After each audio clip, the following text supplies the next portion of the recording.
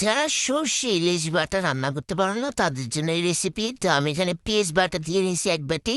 তো এখানে একটু সামান্য সর্ষের তেল দিয়ে কিছুক্ষণ ভাজবো, ভাজার পর ধনের গুঁড়া জিরা গুঁড়া দিয়ে ভাজবো। ভালো করে নেড়ে চেড়ে নেওয়ার পর এখানে আমরা এক চামচ ঘি দিব। ঘি দেওয়ার পরে মনে করে এটা ঘ্রাণ আর স্বাদ আরো দ্বিগুণ হয়ে গেল। এখন আর কি করবো সর্ষে ব্লেন্ডার করা সর্ষে দিয়ে দিব এটার মধ্যে। সর্ষেটা কিছুক্ষণ জাল দিতে হবে যাতে একটা সর্ষের যে ঝাঁজটা একটু কমে আসে। তো এখানে আমি ভালো করে এটা মিক্স করার চেষ্টা করতেছি। তো এখন মিক্স করা হয়ে যাচ্ছে। এখন আমি এখানে দিয়ে দেবো একটু পানি। পানি দেওয়ার পর এটাকে ভালো করে মিক্স করার পর ঢাকনা দিয়ে ঢেকে দিতে হবে কিছুক্ষণের জন্য। আর এই সর্ষের ইলিশের রেসিপিটা আমি অনেকদিন ধরে দিব বলে দেওয়া হয়নি। আর এটা আমার কাছে খুব ভালো লাগে। আর এরকম নাড়তে থাকবে এরপর এক চা চামচ দিয়ে দিবে।